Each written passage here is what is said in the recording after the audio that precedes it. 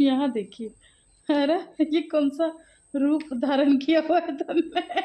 मैंने अपने बाल बनाए हैं। अच्छा अच्छा अच्छा, ये कैसे क्योंकि बाल? मेरे बाल लंबे हो गए। अच्छा अच्छा अच्छा, जरा आप इनके हेयर स्टाइल देखिए अभी।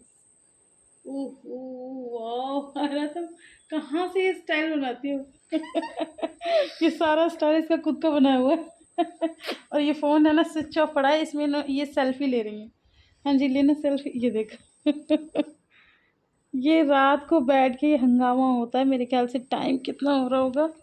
अभी मैं आप लोग को टाइम भी दिखाती हूँ। और ये मेरे पास लेटी हुई है, कोई सी भी नहीं सोती है। लिबू, लिबू इधर देखो, हाय गाइस कर दो। अब मैं आपको दिखाती हूँ टाइम।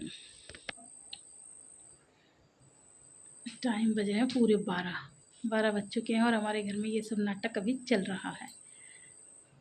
हे गाइस, अस्सलाम वालेकुम, welcome back to my channel Sumsum world. कैसे हैं आप लोग सब? मैं उम्मीद करती हूँ कि आप सभी अच्छे होंगे और आप लोगों की दुआओं से माशाल्लाह मैं भी अच्छी हूँ। तो रात को जो फैशन शो चल रहा था वो अब पूरा हो रहा है। ये देखिए।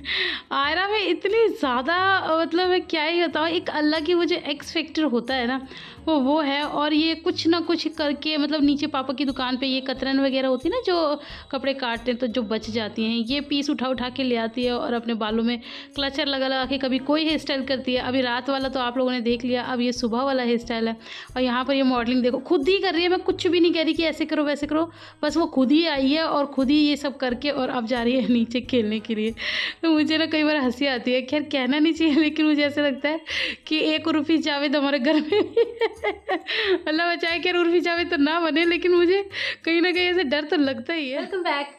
मुझे ना आजकल काफ़ी लोग यही टोकते हैं कि आपके बस की डाइटिंग करना नहीं है, आप नहीं कर पाओगी। लेकिन उसके अलावा मुझे ये भी कमेंट्स आते हैं कि आप डाइटिंग आए दिन तोड़ती हो, हर दूसरे या तीसरे दिन आप डाइटिंग तोड़ती हुई नज़र आती हो। उसके बावजूद आपका वेट लॉस हो रहा है और ये विजिबल भी है। ऐसा क्यों हो रहा है? आप हमें भी कुछ सजेस्ट करो, क्योंकि हमें सबसे ज़्यादा अच्छा आपका ही लगता है, क्योंकि हम आपसे रिलेट कर पाते हैं। आप कुछ भी एक तो छुपाती नहीं हो, आप प्रॉपर हर दूसरे या तीसरे दिन में आपको डाइटिंग तोड़नी है।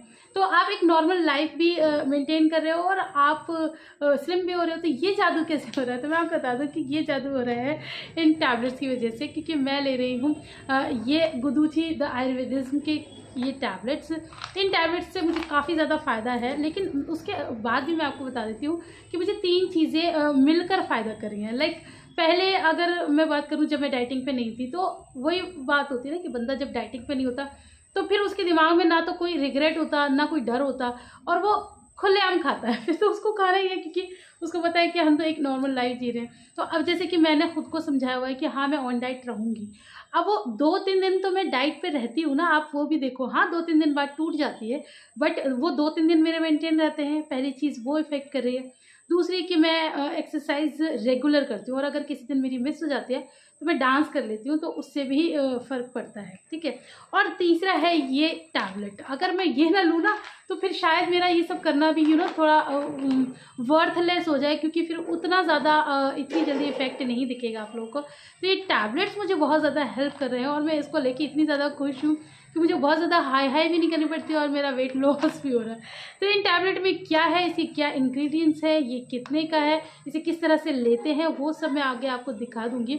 लेकिन उससे पहले मैं आपको बता दूँ कि इसको आपको नाश्ते से और रात को डिनर से पहले लेना है, और बाकी सारी डिटेल्स मैं आपको अभी आगे बता देती हूँ। लेकिन उससे पहले मैं इसको खा के दिखा देती हूँ कि ये इस तरह के टैबलेट्स हैं।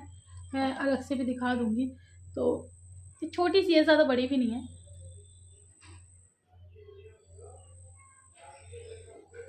सो this is the guduchi the Ayurvedic tablet. जैसे कि इसके नाम में ही आप लोग को नज़र आ रहा है कि ये आयुर्वेदिक है, तो इसके अंदर कोई भी हार्मफुल केमिकल नहीं है। उसके अलावा ये ओबीसी डेट है, जो कि नेचुरल वे में आपके वेट को स्लिम करता है। आपको इसमें बहुत ज़्यादा कुछ करने की ज़रूरत नहीं है, बस इसकी थोड़ी सी डाइट है। और डाइट क्या है वो मैं आपको बताऊँगी ना, तो आप उछल पड़ेंगे। वो क्या है मैं बताती हूँ। डाइट में बहुत ज़्यादा हेल्दी ऑप्शन है। जैसे कि आप लाइट कुछ भी ले सकते हैं। ये आगे आप लोगों को नज़र आ रहा होगा, इसका ब्रेकफास्ट लिखा हुआ है, इसमें लंच है, डिनर है। इसमें आप लंच अपने अकॉर्डिंग खाइए और डिनर में आप मैक्सिमम 2 चपातीस खा सकते हैं। और वैसे ज़्यादातर लोग बोलते हैं कि डिनर स्किप करना होता है, तो इसके अकॉर्डिंग आपको डिनर स्किप नहीं करना, लेकिन आप 2 चपाती से ज़्यादा ना खाएँ। रही नाश्ते की बात, तो नाश्ते में आप इडली, उपमा, कुछ भी ऐसा लाइट हल्का फुल्का ले सकते हैं। और प्राइस की बात करें तो आप लोगों को नज़र आ रहा होगा 750 प्राइस है इसका फॉर 60 टैबलेट्स। मुझे लगता है ये काफ़ी ज़्यादा अच्छा है इसका प्राइस इसके अकॉर्डिंग, और ये काम तो करता ही है क्योंकि आप लोगों ने मेरे ऊपर देख लिया है। यहाँ पर है इसकी इंग्रेडिएंट्स लिस्ट, तो मैं आपको बताती हूँ इसके अंदर क्या क्या इंग्रेडिएंट है। तो इसके अंदर है शुंठी, मृच्छा, पीपली, रिटका, छव्या, बहुत सारे हैं। ये सारे ही नेचुरल प्रोडक्ट हैं। ये सारे ही मतलब जो होते हैं ना हमारे गरम मसाले में भी इनमें से काफ़ी सारी चीज़ें, जैसे पीपली मिल जाती है, तो ये सारे ही नेचुरल हैं। लोहा भस्म है और भी बहुत सारी चीज़ें हैं जो कि सारे इंग्रेडिएंट्स इसके नेचुरल है, कोई भी केमिकल इंग्रेडिएंट इसके अंदर नहीं है। और इसमें यहाँ पर आपको डोसेज भी लिखा हुआ है कि आपको कितना लेना है। 1 टैबलेट आपको मॉर्निंग में लेना है और 1 टैबलेट आपको लेना है नाइट में खाने से 30 मिनट्स पहले। अब मैं आपको बताती हूँ ये काम कैसे करता है। ये है एक मेटाबॉलिक इन्हांसर, दस helps in burning fats and lipids in the body. It decrease the cholesterol and triglyceride levels. It prevent the formation of fatty liver, prevents the heart health risk by removing the fat from the inner walls of arteries, inhibits pancreatic and gastric lipids to decrease gastrointestinal absorption of fats। इतनी English समझ ना आए तो simple language में बताती हूँ कि ये बहुत ज़्यादा बेनिफिशियल टैबलेट्स हैं हमारी हेल्थ के लिए भी, और हमारा फैट तो कम करते ही हैं। तो आप इसे खरीद सकते हैं, लिंक डिस्क्रिप्शन बॉक्स में है। अब ये है मैडम की 1 घंटे बाद वाली मॉडलिंग। अब ये देखिए इन्होंने दूसरा हेयर स्टाइल किया अब इन्होंने 2 चोटियाँ बांध ली हैं। ओह माय गॉड, मैं इसको देख के ना सच में बहुत ज़्यादा हैरान होती हूँ। और मुझे ऐसा लगता है कि आप लोग भी हैरान होंगे कि इतने छोटे बच्चे में इतना सारा टैलेंट। और मैं आपको बताऊँ, जबकि ये ऐसा कोई फैशन शो नहीं देखती, कुछ भी इस तरह का नहीं देखती। ये कार्टून में तो छोटा भीम देखती है, और उसके अलावा ये अगर जैसे यूट्यूब पे वीडियोस वगैरह होते हैं ना, उसमें वो जो गरीब बच्चे और वो सौतेली माँ और सौतेली बहन, ये उस टाइप की देखती है। और उसके अलावा ये डरावनी मतलब हॉरर जो होती है ना कहानियाँ बच्चों की कार्टून वाली, वो देखती है। लेकिन ये इसके अंदर इनबिल्ट ही क्वालिटी है। मैं ये देखती हूँ कि ये कुछ ना कुछ करके और इस तरह से आती है। और कई बार मुझे बहुत ज़्यादा हैरानी होती है और हंसी भी आती है कि बच्चे में इतना ज़्यादा टैलेंट। लेकिन मैं आपको बताऊँ, मुझे इस टैलेंट को इसका दबाना पड़ेगा, छुपाना पड़ेगा। मैं इसको ज़्यादा उबार नहीं सकती क्योंकि ये टैलेंट थोड़ा सा डिफरेंट है ना। और वो डिफरेंट टैलेंट वाले तो फिर उर्वी जावेद ही बन जाते हैं भैया। मुझे डर लगता है क्योंकि मुझे वो बिल्कुल भी पसंद नहीं है। वैसे ऐसे कहना नहीं चाहिए, सबकी अपनी मर्ज़ी होती है, सबका अपना अपना काम होता है, बट स्टिल मुझे इस तरह की चीज़ें पसंद नहीं है और बच्चे को भी इस तरह से नहीं करना चाहिए। बाकी अल्लाह मालिक है, अल्लाह बहुत बड़ा है, कोशिश हम कर सकते हैं। बाकी तो फ्यूचर तो सबका अल्लाह ने पहले ही लिख रखा है और जैसा अल्लाह चाहेगा वैसे होगा। कोशिश मैं करूँगी कि इसका टैलेंट दबा दूँ। यहाँ हो गया है दोपहर का टाइम और आज मैं लंच में बना रही थी राजमा और राइस। राजमा राइस मुझे भी बहुत ज़्यादा पसंद है और इनको भी बहुत ज़्यादा पसंद है, तो मैं ना आए दिन बना ही लेती हूँ। और रेसिपी मैं आप लोग के साथ बिल्कुल भी शेयर नहीं करने वाली क्योंकि मैं ऑलरेडी आप लोग के साथ पहले भी राजमा की रेसिपी कई बार शेयर कर चुकी हूँ। और मैंने अभी आलू गोभी की रेसिपी शेयर की थी ना, उस पर आप लोगों का बहुत ज़्यादा प्यार मिला। कुछ लोग तो ये कह रहे थे कि देखते ही ऐसा लग रहा था, इतनी अच्छी लग रही थी और मुझे तो खुशबू भी आ गई तो मुझे भी बहुत ज़्यादा अच्छा लगता है आप लोगों के साथ अपनी सादा तरीके से खाने को शेयर करने के लिए। और कॉफ़ी की रेसिपी भी आप लोग को बहुत पसंद आई और मेरे पास तमाम कमेंट्स आए थे कि हमने बनाई और बहुत ज़्यादा अच्छी बनी। तो जी बहुत बहुत शुक्रिया। मैं कोई बहुत बड़ी शेफ़ तो नहीं हूँ, लेकिन हाँ ये है कि पूरे ख़ानदान में हमारी माँ का भी नाम बहुत था खाना बनाने में। हर जगह मम्मी को ही बुलाया जाता था और मम्मी अगर कहीं चली जाए, बस वही वाली बात होती है ना फिर कि बंदे को अगर खुद को अच्छा खाना बनाने आता है तो फिर वो कभी आराम से नहीं बैठ सकता था। तो मम्मी, हम लोगों ने खुद अपनी आंखों से देखा, जब हम छोटे थे तो किसी रिश्तेदारी में भी जाती थी ना, और वहाँ की जो लेडीज़ होती थी ना वो ये कहती थी कि आप ही बना लो, हम सारी तैयारी कर देंगे लेकिन छौंक आप दो क्योंकि आपके हाथ में इतना टेस्ट है, हमारा बना हुआ खाना आपको पसंद नहीं आएगा। और मम्मी कहती थी नहीं मैं खा लूँगी तो बना दो, नहीं नहीं हम भी आपके हाथ का खा लेंगे। तो इस तरह से होता है और वही टैलेंट मम्मी ने हमारे अंदर डाल दिया है। तो अपी और मैं भी जब शादी से पहले कहीं जाते थे तो हम नहीं खा पाते थे लोगों की ज़्यादा दावतें, खुद ही मेहनत करके पकाना पड़ता था और फिर खाना पड़ता था। और अब जैसे ससुराल आ गई हूँ, अच्छा मायके की ये बात रही कि मायके में सारे मसाले हर चीज़ हुआ करती थी। तो वो एक शहर है तो आप लोगों को पता है शहर में किसी चीज़ की वैसी भी कोई कमी नहीं होती। तो सब कुछ होता था तो उस तरीके से बनाते थे। लेकिन जब मैं सासनी में आई, अपने ससुराल आई, तो आप लोगों को पता है कि ये एक गाँव है। गाँव मतलब एक कस्बा है और आस-पास सभी गाँव हैं। तो यहाँ पर क्या होता है ना, और फिर मेनली जो है मेरे मम्मी, मदर इन लॉ, मेरे फादर इन लॉ, ये पीछे से गाँव के ही हैं, तो फिर इन लोग का टेस्ट भी वैसे ही है। तो मम्मी बनाती हैं बिल्कुल सादा तरीके से। तो मैं पहले जब मेरी शादी हुई थी ना, मैं सोचती थी ऐसे कैसे बन जाता है खाना सिर्फ़ 2-3 मसालों से, ओए होए! इसमें तो मतलब हम लोग तो अच्छे खासे मसाले डालते। लेकिन जब मैंने वो चीज़ें देखी, खाई तो मुझे पसंद आई, तो फिर मैंने मम्मी से बनाना सीखा। तो अब क्या हो गया है ना कि टैलेंट ज़्यादा दुगना हो गया है। एक डेली वाला तो था ही, अब सासनी वाला भी आ गया। और मैं ये नोटिस करती हूँ कि आप लोगों को सासनी वाला बल्कि ज़्यादा पसंद आता है, क्योंकि इसमें कोई तामझाम नहीं होता। और कई बार ऐसा होता है कि हमारे घर में सारे मसाले नहीं होते। कई बार ऐसा भी होता है कि टमाटर महँगे हो गए तो डालने में कंजूसी या नहीं डालना, तो फिर सब्ज़ी कैसे अच्छी बने। तो वो सारे सवालों का जवाब आपको मेरी वीडियोज़ में मिल जाता है।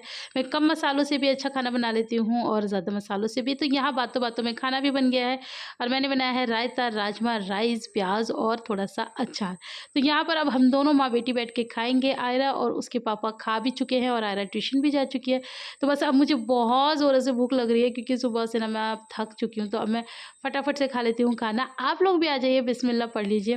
तो अब मैं जल्दी से खाती हूँ और फिर उसके बाद देखूँगी कि मुझे करना क्या है। वैसे तो अब मैं आराम करूँगी, क्योंकि मेरे ज़्यादातर सब काम मैंने कंप्लीट कर लिए हैं। अब कोई ऐसा ख़ास काम बचा नहीं है। और ये दोपहर तक आते-आते ना वैसे भी मेरी हालत बहुत ज़्यादा ख़राब हो जाती है, क्योंकि आप लोगों को पता है मैं सुबह से उठ के जो भागा-दौड़ी में लगती हूँ, तो मैं थक जाती हूँ। मैं फिर एक्सरसाइज़ वग़ैरह भी तो होती है ना, तो बस खाना खा लेती हूँ, फिर मिलती हूँ। तो अब हो गया है शाम का टाइम, असर की नमाज़ का टाइम है यहाँ पर। तो मैं आई थी, तो मैंने दरवाज़ा खोल के देखा तो इतना हसीन मौसम हो रहा था। हसीन मतलब ऐसा हसीन कि बस पूछो मत।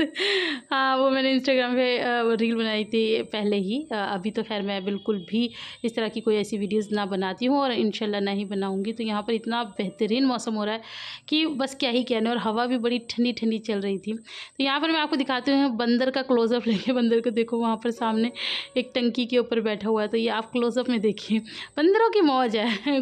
सबसे ऊपर चोटी पे बैठ के और मज़े ले रहा है। तो मैं सोची थी कि काश मैं भी वहीं बैठी होती तो और ज़्यादा मज़ा आता ना। खैर इस काश को तो रहने दो। लेकिन इसके साथ-साथ मुझे याद आया कि मेरे पास में कमेंट आ रहे थे प्रियांशी वार्ष्णेय की तरफ से। उन्होंने मुझसे कहा था कि मेरी बेटी का बर्थडे है तो आप उसको विश करना। तो सबसे पहली बात तो वो कमेंट पता नहीं कहाँ चला गया है और मुझे आपकी बेटी का नाम बिल्कुल भी याद नहीं है।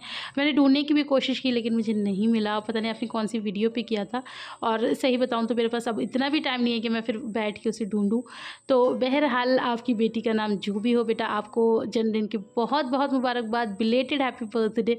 उन्होंने मुझसे पहले कहा था लेकिन मैं भूल गई थी। और इसी के साथ मैं आप लोगों से ये रिक्वेस्ट करूँगी कि प्लीज़ मुझसे कभी ना कहा करें कि आप हमारे बच्चों को विश करें या आप हमें विश करें या आप हमारा नाम लें। मैं ये इसलिए बिल्कुल नहीं कह रही हूँ कि आप सोचो कि अभी अब आप के सब्सक्राइबर बढ़ गए तो आपके अंदर घमंड आ गया, ऐसा नहीं है। तो यहाँ पर असर की नमाज़ का टाइम हो गया था तो मैं नमाज़ पढ़ रही हूँ। तो मैं यही बता रही थी कि ऐसा बिल्कुल भी नहीं है, लेकिन आप ये सोच सकते हैं कि ज़िम्मेदारियाँ बहुत ज़्यादा बढ़ गई हैं तो इसलिए मैं बहुत ज़्यादा बिज़ी हो गई हूँ। और जब आप बोल देते हैं और अगर मैं कई बार हाँ भी कर देती हूँ तो लेकिन फिर मैं भूल जाती हूँ, फिर आपका दिल टूटता है, तो वो फिर मुझे नहीं अच्छा लगता। तो इसीलिए मैं आप लोगों से रिक्वेस्ट कर रही हूँ कि आप इस तरह की फ़रमाइशें मुझसे ना करा करें, क्योंकि मैं भूल ही जाती हूँ।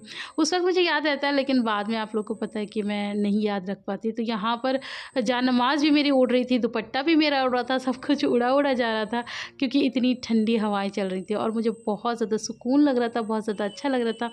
आप लोग खुद देख सकते हैं कि मैं कितने अच्छे से और कितने सुकून से अपने अल्लाह से दुआ कर रही हूँ।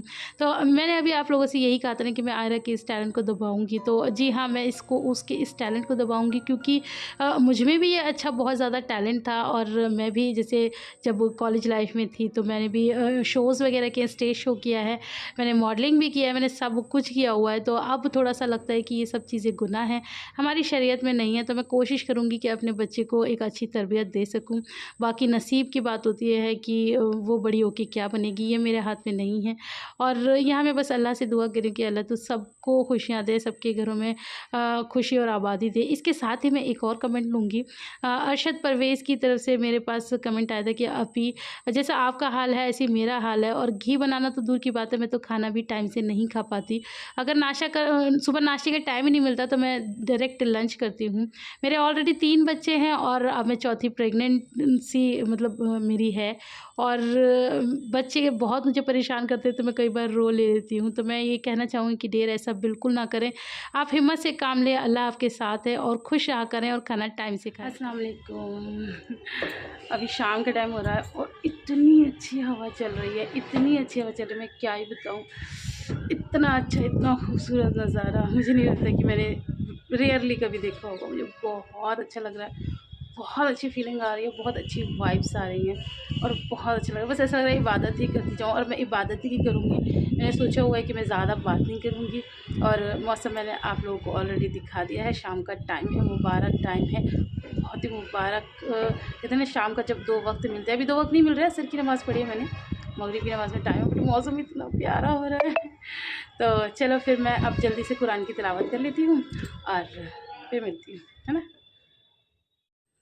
तो बस यहाँ अब मैं पढ़ रही थी कुरान, और अभी मैंने शुरू ही किया था पढ़ने के लिए। और मैं आपको बता दूँ कि मुझे लोगों ने ये कमेंट किया था कि अभी आप जब भी मतलब करा करें तो कुछ ना कुछ आप ज़रूर शेयर करा करें अपनी इबादत से, तो इससे ना काफ़ी अच्छा लगता है। और मुझे पता है, पहले ऐसा लगता था कि इस दुनिया में शायद मैं ही एक ऐसी हूँ जो कि 5 वक्त नमाज़ी नहीं है और कुरान की तिलावत नहीं करती। लेकिन सही बताऊँ तो मेरे पास इतने लोगों के कमेंट्स आए कि अभी हम भी ऐसे ही हैं। बस ये है कि कोई इंसान आगे चल के बोलता है अपनी सच्चाई और कोई नहीं बोल पाता, डर जाता है या चुप हो जाता है, तो उस तरह से है। लेकिन मुझे ऐसा लगता है कि हमेशा आपको बोलना चाहिए, क्योंकि कब पता नहीं किसकी दुआ लग जाए, पता नहीं कौन किसकी बात आपको अच्छी लग जाए, तो आप उस तरह से कन्वर्ट हो जाते हैं और आपका दिल कन्वर्ट हो जाता है, आपका दिल करता है कि आप ये सब करें। लेकिन मैं अभी भी आपको बता दूं कि मैं प्रॉपर मतलब नमाज़ तो खैर मैं पढ़ती हूँ, लेकिन कुरान में प्रॉपर नहीं पढ़ पा रही हूँ। जैसे मैंने अहद किया था कि मैं रोज़ पढ़ूंगी, लेकिन अभी मैं इतनी बिजी चल रही हूँ ना कि रोज़ रोज़ नहीं हो पाता। लेकिन हाँ, मैं कोशिश करती हूँ कि मैं पढ़ूँ ज़रूर, लेकिन फिर भी अभी रोज़ नहीं हो पाता। तो जो भी मेरी बहनें हैं मुझे देख रही हैं, तो उनसे मैं यही दरख्वास्त करूँ कि अल्लाह से दुआ कीजिए कि मैं रोज़ ही पढ़ा करूँ, चाहे जो हो जाए, चाहे दुनिया इधर से उधर हो जाए, और मैं लेकिन पढ़ूँ। तो चलिए, आज की वीडियो में इतना ही। वीडियो आप लोग को पसंद आए, बहुत सादा, बहुत सिंपल और बहुत ही एक एंटरटेनिंग वीडियो मैंने आप लोगों के लिए बनाया। आप लोग को पसंद आए तो लाइक कर देना, फ्रेंड्स और फैमिली के साथ शेयर कर देना। मैं मिलती हूँ नेक्स्ट वीडियो में। अल्लाह हाफ़िज़।